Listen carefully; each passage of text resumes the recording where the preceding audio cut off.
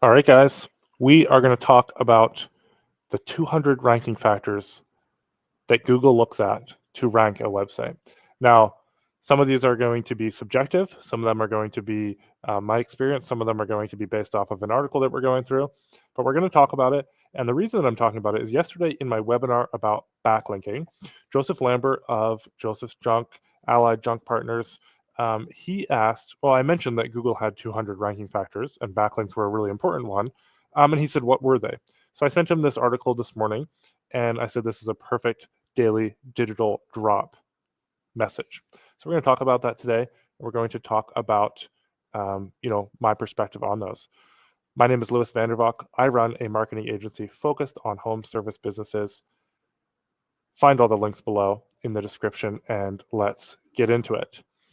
All right, so let's figure out this here. So if you haven't already, you can go to the Daily Digital Drop. You can go, get everything that you need there, all notes. I'll have the notes from this one. I didn't plan this one out quite as much because I wanted to kind of have my take on it as I went through.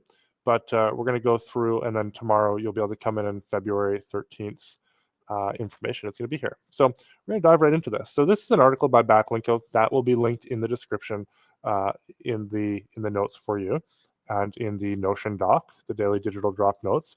But Backlinko has a great article here on the 200 ranking factors that Google looks at.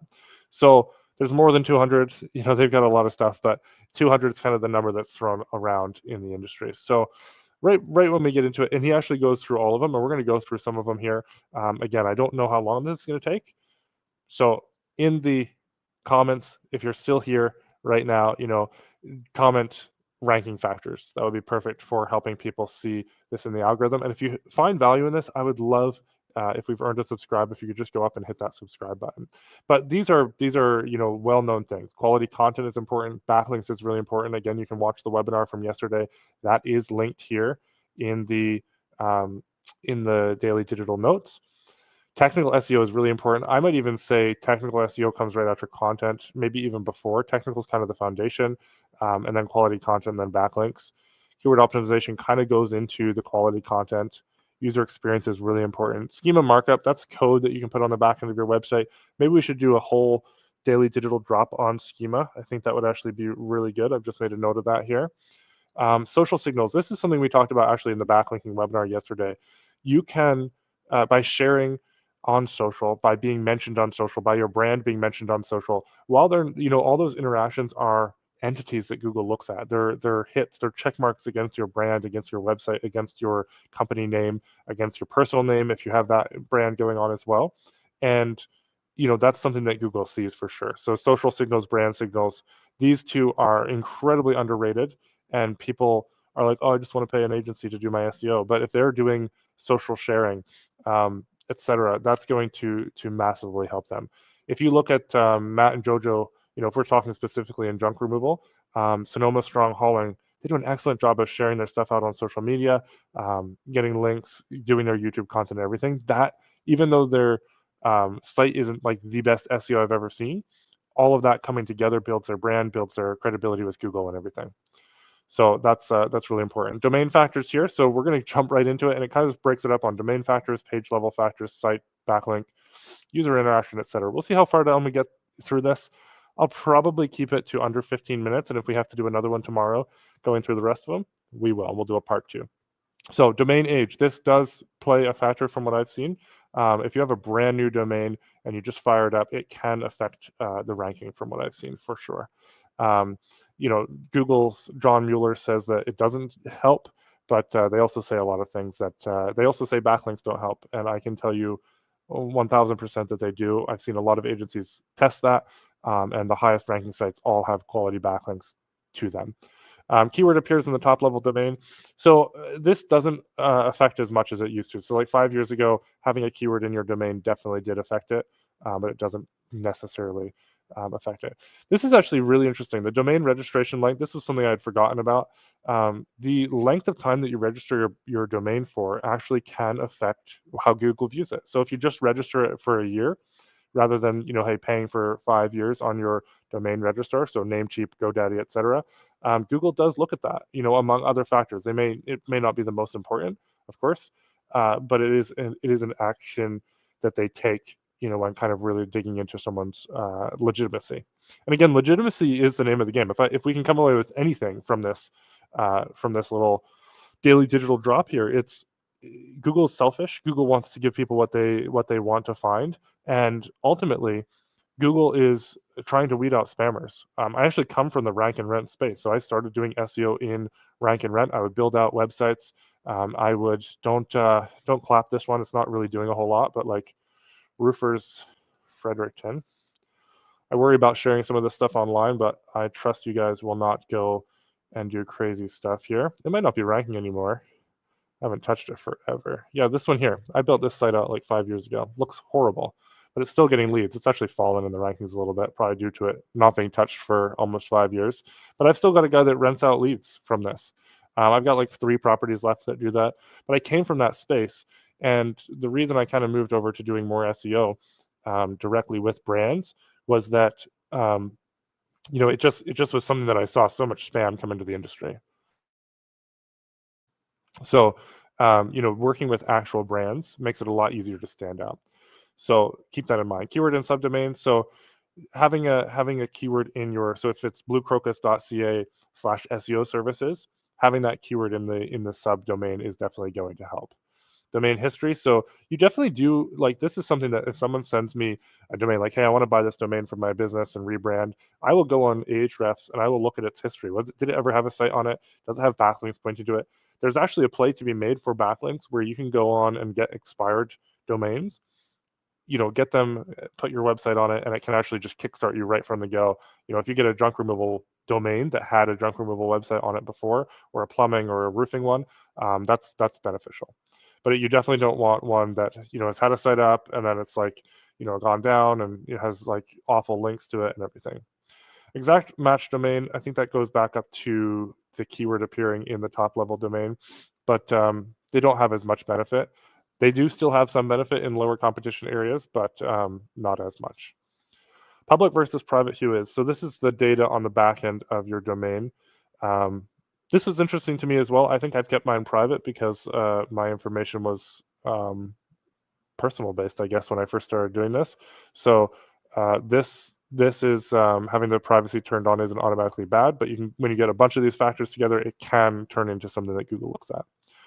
And again, if someone is spamming domains, Google will see all those domains kind of under the same account and can black mark them.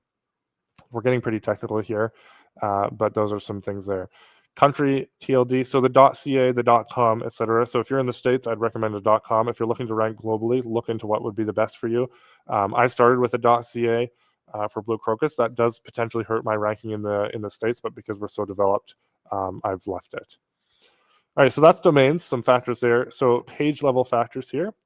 Having the keyword in the title tag. This is actually really important still. He says it's not as important as it once was. I suppose that's relative, but we definitely see, like, if you can have your keyword in your location and your title tag, that's important. The title tag is basically this right here. So the Google's 200 ranking factors. You can also pull up like detailed SEO extension. So that's the title tag, the meta description, the URL. So they've got the keywords exactly in here that they want to be ranking for. Title tag starts with keyword. That does tend to perform better as well. Keyword in the description, the meta description, it does affect your click-through rate. It definitely can help ranking as well. Your H tag as well. So you're like your title tag, your meta description, your H tag, you want all of those having the keyword in there. How often do words appear in the document? So your keywords, obviously if you're talking about a specific thing, you want it to show up in that page. Content with more words, while not always being better, you can have a lot of fluff, especially with AI these days. Typically, they can have a wider breadth and are, likely preferable to shorter, really brief stuff. Some interesting stuff there. Table of contents is valuable for blogs. Definitely want to do that, and you can also help trigger site links as well in the search results. So basically, where you have the blog here, and it's got different ones there. LSI keywords. That's basically when you're writing, you just want to include as many variations of the keyword in there.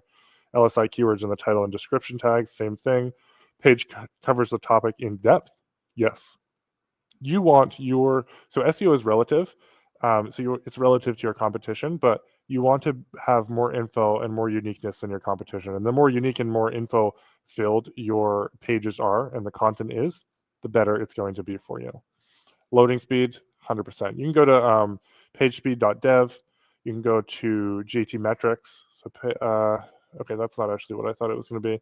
So pagespeed.web.dev. You can go to GTmetrix as well, and you can see what your site looks at. AMP is interesting. So this is something that's kind of gone back and forth. Some website builders, some CMS do this well, some do not. Content matching the entity that the user is searching for. So entities is basically a fancy way of saying, like, if someone's searching for plumbing, is it a toilet repair page, or is it a, some random thing like fixing the wall after a repair for plumbing? The closer your entities match to that, the better. Google is getting much better at ranking things just based on its AI. Duplicate content. You don't want to have duplicate content. It can negatively affect the search engine visibility. What I find is typically it just does nothing, and you think it's going to do something, so then you think it's hurting you. Having identical content on the site, like, think about it from a user perspective and from a Google perspective. If you have a service area page, you want to talk about different things specific to that service area. Duplicate content there. Canonical tags, you want to, you can do this. This gets a bit more technical, but you can kind of tell Google about your different pages. Image optimization. So you want the image to be as small as possible. You want to have alt text. You want the name of the image to have keywords and location in there as well. Content recency. So definitely want to have, updates on your site that allow you to, show Google that, hey, you've come in and you've added a few FAQs or something like that. How much you edited can affect the freshness factor. How often has it been updated over time? Google looks at that.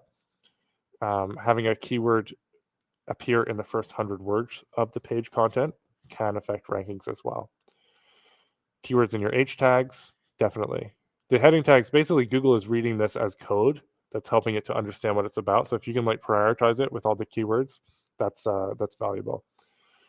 This is interesting. So we talk about links coming into your site, but actually if you're linking out to authoritative sites as well to reference content, to cite, be a citation for some stat that you have, that can help you as well. It can also help, basically show how relevant your page is. So if you have a page about cars that links to movie related pages, then Google will, think that it's about the movie Cars, not about the automobile. Grammar and spelling is an interesting one. Make sure that it's usable. Google ultimately wants it to be usable and useful. Is the content on the page original? If it's scraped or copied from an index page, it won't rank as well, or might not get ranked at all. So like people that come in and like rip off your website pages, if your website pages were indexed before them, you don't really have a lot to worry about. It's not going to hurt. It's not going to help them, but it's certainly not going to hurt you. Mobile optimized, you need to have that optimized. It needs to be usable on there. You definitely don't want hidden content. This used to be a tactic in the old days for SEO, where you would have hidden content, maybe white text on a white background to try and stuff some keywords in there. Definitely don't want that. This is interesting because they say it's okay, but like it should be visible if it's going to be on your page. Supplementary helpful content. So you want to have, currency converters, calculators, quizzes, infographics, etc. That's going to be beneficial. Do people have to click on content behind tabs? So FAQs, if the accordion is not set up right, it can not be indexed necessarily. So too many outbound links can reduce your rank. I don't typically see this become a big issue. You can make them no follow as well. So it says do follow outbound links. So you typically when you're linking out to another website, you want to make it no follow. Again, I'm going through a lot of stuff here. If you're watching this live or after, drop a comment if you've got some questions, and I'll go deeper on each of these things in some of the daily digital drops. So multimedia, you want them to be quality. You want them to be quick to load. You want them to be relevant. That is a signal to Google. All right, we're coming up on 15 minutes. I'll probably do 50 here. We might do this in a 4-part here, where I do 50 every day just to keep them in manageable bites for you guys. Internal links is massive. I have heard it said that 10 internal links to a page from other pages is like one backlink. So if you're not internally linking your pages well, then you definitely want to be doing that. Here's an example. I actually just showed a new team member this today. So if we were to want to link from this page to a drywall page, for example, you can do site colon with your website here, and that's going to bring up all the pages that are indexed. Now you can also do site colon and then put this search operator here, and you can put that in. That's not a good example. Let's try asphalt. Let's say we're trying to link to asphalt shingles. So any of these pages have mentions of asphalt shingles. So then you could find a page that's relevant to link out to, and you could have, typically you want to have like 4 or 5 to up to 10 links going out from a page, and then up to 10 coming in from other pages on your website. Tracking it in a spreadsheet can be helpful, but internal links are really valuable, and you want that to make sense to a user from a user journey. So if they're coming in and you're linking, let's give an example of a bad one here.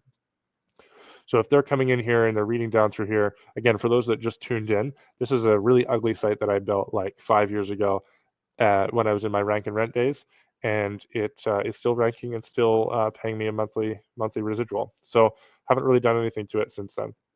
It's like one of the first sites I built. But so if we were to do, we are experts in asphalt shingle repair and installation, and then we were to link over to, well, these all kind of relate, but commercial roofing, that wouldn't make as much sense as linking over to the asphalt shingle page. So you just want your internal links to make sense. Broken links, there's a lot around the technical aspect. I mentioned technical SEO is very important, but if you have a bunch of broken links or pages that don't exist on your site anymore, Google pays attention to that, and it's just more chances for people to dead end on your site. Reading level. You want to, kind of have an intermediate to basic reading level on your site to make it as easy as possible for people to understand. Affiliate links don't really apply to a lot of people in home service, but Google is starting to clap down on that. HTML errors, coding errors. You can use a software like Ahrefs to kind of do a Ahrefs, SEMrush. They're all going to do some sort of technical audit on your site and take a peek at that. Domain authority. This is a fun one.